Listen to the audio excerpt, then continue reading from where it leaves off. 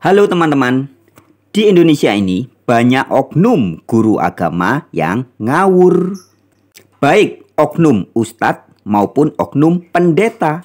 Nah, pada video kali ini kembali kita akan membahas salah satu ajaran pendeta yang ngawur, yaitu pendeta Ezra Alfred Soru, yaitu tentang kebangkitan Yesus, yang katanya Yesus bangkit sendiri. Yesus memang benar dibangkitkan, tapi dia bukan hanya dibangkitkan, tapi dia juga membangkitkan diri sendiri. Tahu dari mana Yesus membangkitkan diri sendiri? Yohanes pasal 10 ayat 17-18. Bapa mengasihi aku oleh karena aku memberikan nyawaku untuk menerimanya kembali. Jadi ini bicara soal berikan nyawa. Ini soal mati kalau berikan nyawa. Bapa mengasihi aku oleh karena aku memberikan nyawaku untuk menerima kembali. Tidak seorang pun mengambil nyawa daripadaku. Melainkan aku memberikan nyawa menurut kehendakku sendiri. Aku berkuasa memberikannya, aku berkuasa memberikan nyawaku, dan berkuasa mengambilnya kembali, mengambil nyawaku kembali. Berarti Yesus mengatakan bahwa dia berkuasa mengambil nyawanya kembali. Mengambil nyawa kembali itu kan bangkit. Dan Yesus mengatakan, aku berkuasa. Itu berarti bahwa Yesus sendiri itu mempunyai kuasa membangkitkan dirinya sendiri. Di dalam Darby Bible, khusus ayat 18, dibilang, I have authority to take it again. Aku punya otoritas untuk mengambilnya kembali. Jadi dia bukan hanya sekedar dibangkitkan, itu betul. Tapi dia sendiri punya kuasa membangkitkan diri. Kata lambano atau labein ini yang dipakai di ayat 18 adalah kata yang sama, lambano juga, tetapi berubahnya bukan labein tapi menjadi labo di ayat 17. Dan menariknya di ayat 17 bukan diterjemahkan sebagai mengambil, tetapi menerima. Jadi, mana yang benar? Konsep atau pandangan bahwa Yesus bangkit sendiri itu harus dibuang dari kekristenan. Selamat pagi, sahabat. Pagi ini saya ada di Pulau Karimun, Jawa. 2 jam perjalanan menyeberang dari pelabuhan kota Jepara. Lautnya bagus di sini, bersih, yang menarik untuk saudara-saudara datang ke sini menikmati indahnya Pulau Karimun, Jawa. Baik, sehubungan dengan Hari Raya Paskah, sehubungan dengan kebangkitan Yesus, ada banyak teman-teman yang kemudian membahas satu pengajaran yang mengatakan bahwa Yesus itu bukan hanya dibangkitkan oleh Allah, tetapi juga bangkit sendiri. Bukan hanya dibangkitkan oleh Allah, tetapi juga bangkit sendiri. Nah, saudara-saudaraku, saya akan membahas hal itu. Tetapi perlu diketahui bahwa konsekuensi logis dari ajaran itu, bahwa Yesus bukan hanya dibangkitkan oleh Allah, tetapi juga bangkit sendiri. Konsekuensi logisnya adalah baik Allah maupun Yesus tidak punya kekuatan yang cukup untuk membangkitkan tanpa peran serta kedua belah pihak. Jadi kalau Allah saja tidak mampu membangkitkan Yesus, atau Yesus sendiri tidak mampu membangkitkan dirinya sendiri. Jadi harus tandem antara Allah dan Yesus untuk bisa membangkitkan Yesus. Dan ini berarti Allah adalah Allah yang invalid, karena Allah tidak maha kuasa. Jadi perlu bantuan pribadi lain. Begitu juga dengan Yesus. Kalau ada yang mengatakan Yesus adalah Allah, maka Yesus adalah Allah yang invalid, karena Yesus tidak mampu membangkitkan dirinya sendiri, sehingga perlu bantuan dari Allah. Jadi itu adalah konsekuensi logis dari pengajaran yang mengatakan Yesus bukan hanya dibangkitkan oleh Allah, tetapi juga bangkit sendiri. Ya, konsekuensi logisnya itu tadi. Jadi memunculkan figur Allah yang invalid atau Yesus yang invalid. Ya. Namun demikian, kita akan bahas lebih lanjut bagaimana menurut Alkitab tentang pemahaman ini.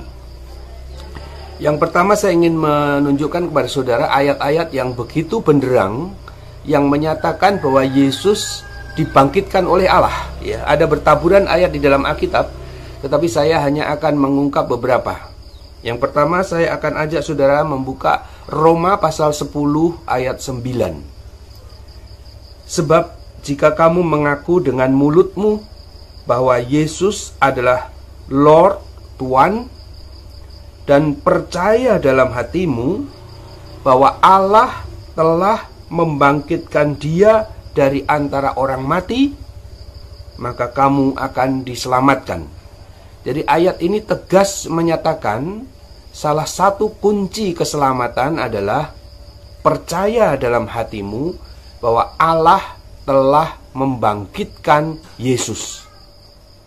Begitu saja. Jadi tidak ada kalimat lanjutannya Allah telah membangkitkan Yesus dan Yesus juga bangkit sendiri. Tidak ada begitu.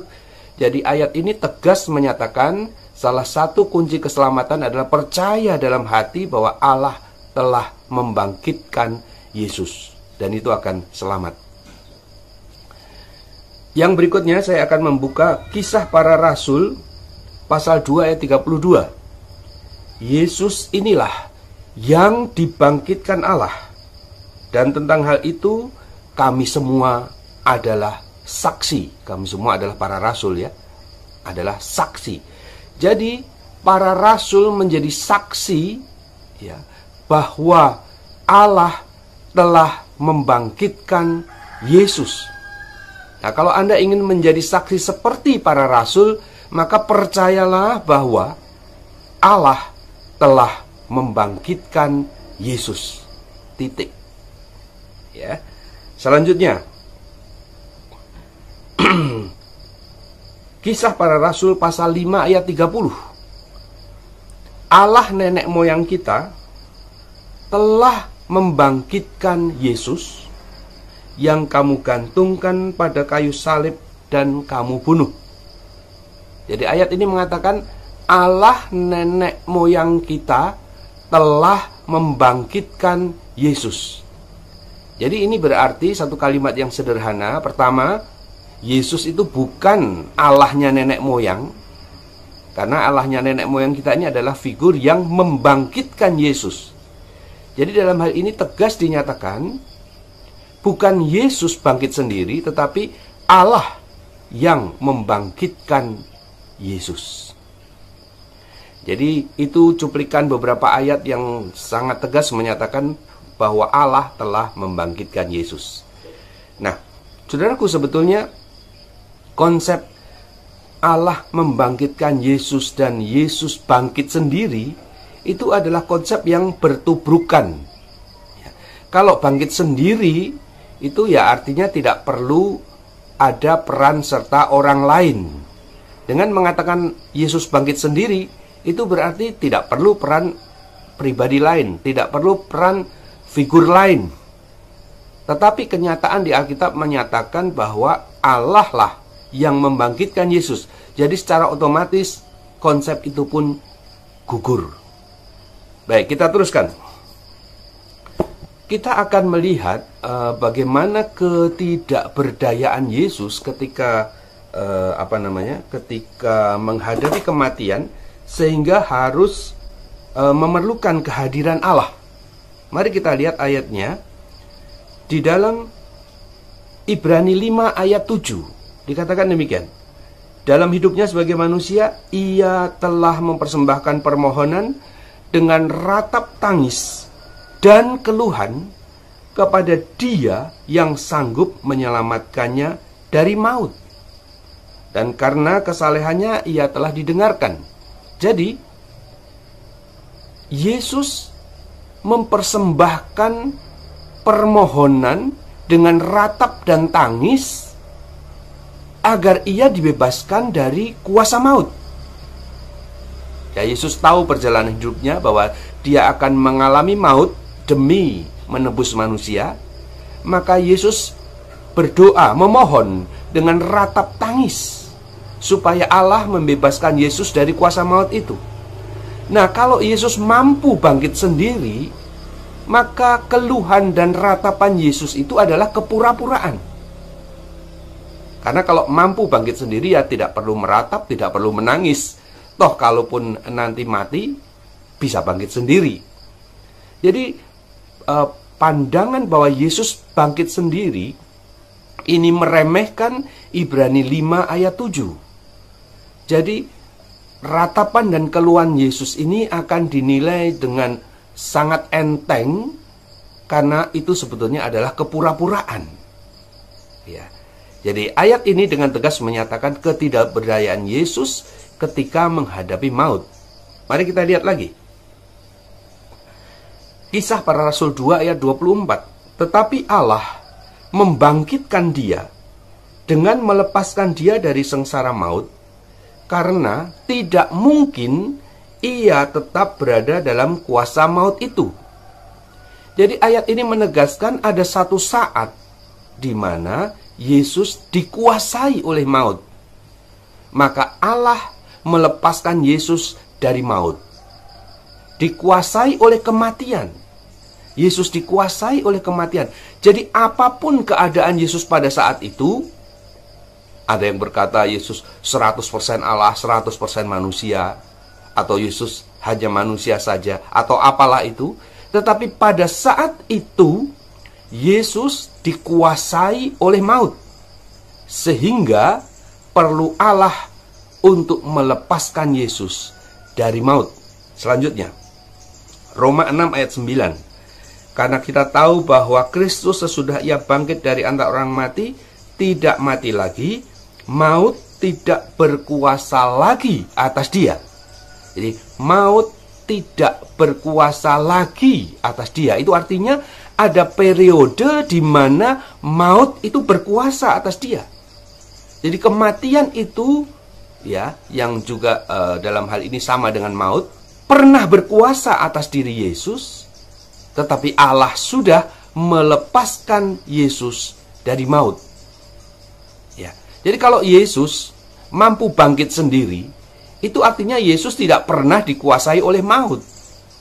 Tetapi fakta Alkitab menyatakan Yesus pernah dikuasai oleh maut, kemudian Allah melepaskan Yesus dari kuasa maut, dan seterusnya di ayat yang lain, Allah memberikan kuasa setelah kuasa maut itu dipatahkan oleh Allah, maka kuasa maut itu diberikan kepada Yesus.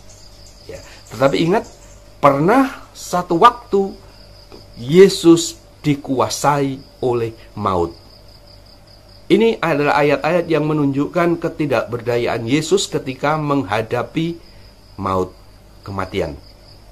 Sekali lagi saya ingatkan, apapun keadaan Yesus pada waktu itu, ya, saya tidak ingin berpolemik dengan orang-orang yang mengatakan Yesus itu punya duinatur, Allah dan manusia, atau union hipostatis, atau 100% Allah 100% manusia. Tetapi pada saat itu, apapun keadaannya, Yesus dikuasai oleh maut. Cukup jelas ya? Baik. Sekarang pertanyaan yang cukup penting adalah Yesus dibangkitkan oleh Roh Kudus. Ya.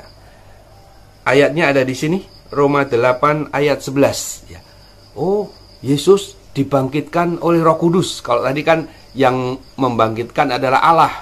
Dalam hal ini Allah dikonotasikan sebagai Bapa.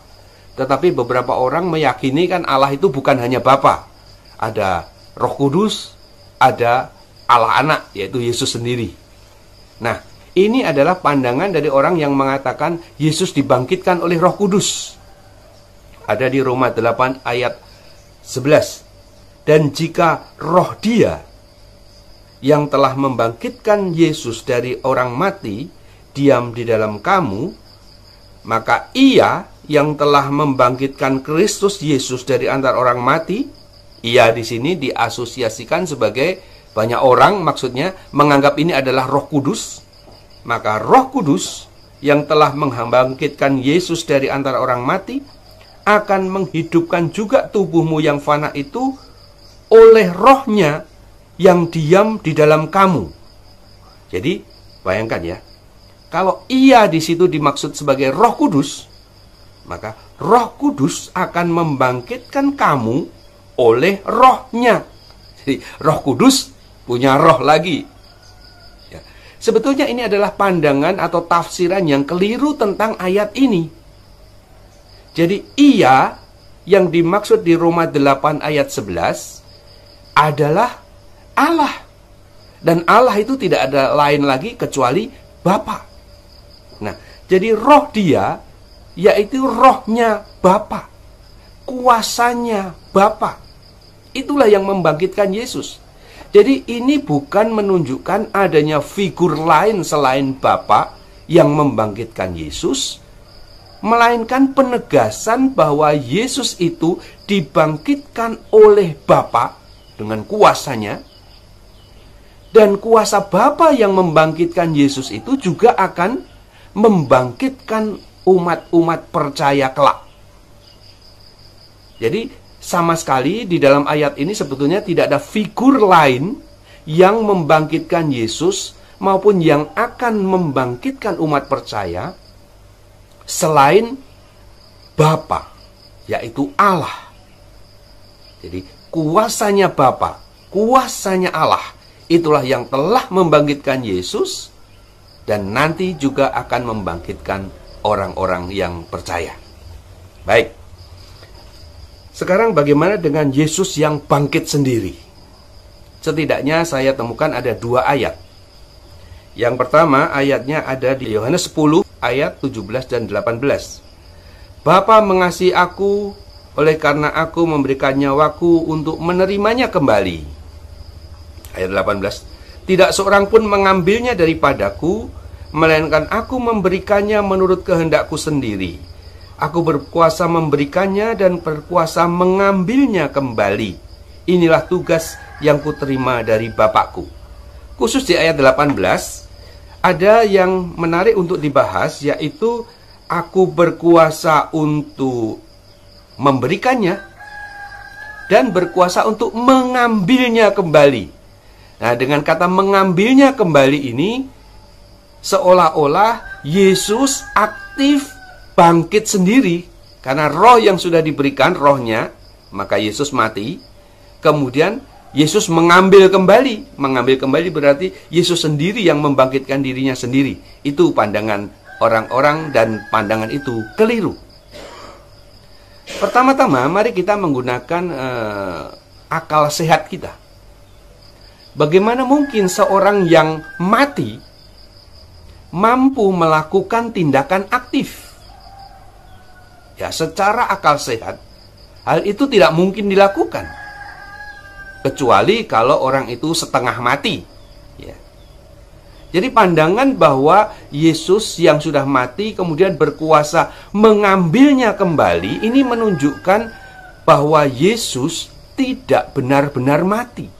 Dan ini meremehkan kematian Yesus. Ya, jadi orang mati tidak mampu berbuat aktif untuk membangkitkan dirinya sendiri.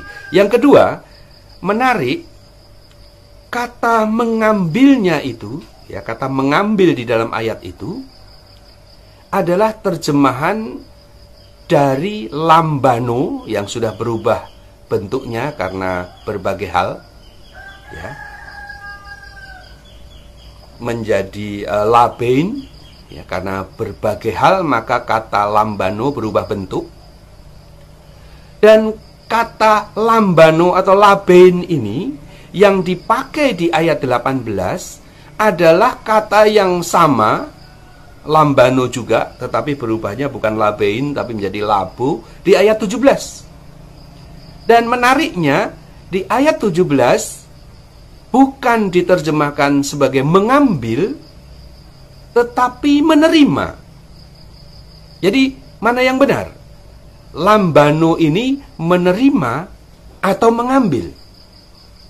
Nah, saudaraku, menarik untuk dibahas. Lambano ini memang punya 2 arti. bisa mengambil, bisa menerima. Lalu mana yang cocok diterapkan di ayat itu tadi, Yohanes 10 ayat 17 dan 18. Nah, seperti sudah saya katakan, secara akal sehat, orang mati itu tidak mungkin aktif untuk menghidupkan kembali dirinya sendiri. Maka sudah barang tentu secara akal sehat yang pas digunakan untuk menerjemahkan lambano adalah menerima atau mendapatkan. Satu tindakan pasif yang diterima oleh seseorang. Ya. Nah, saya bukan mengarang-arang, tetapi kata lambano yang berubah menjadi labein ini, itu di Alkitab pernah dipakai, yaitu di Kisah Para Rasul pasal 3 ayat 5. Lalu orang itu menatap mereka dengan harapan akan labein sesuatu dari mereka, akan mendapat sesuatu dari mereka. Bukan akan mengambil sesuatu, tetapi akan mendapat sesuatu dari mereka. Itu adalah labein. Kemudian Matius 21 ayat 34 juga begitu. Ketika hampir tiba musim petik, ia menyuruh hamba-hambanya kepada penggarap-penggarap itu untuk menerima hasil yang menjadi bagiannya.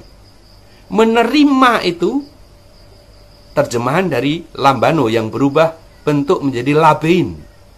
Jadi kita menemukan fakta bahwa secara tata bahasa, labein itu bisa diterjemahkan sebagai menerima atau mendapatkan.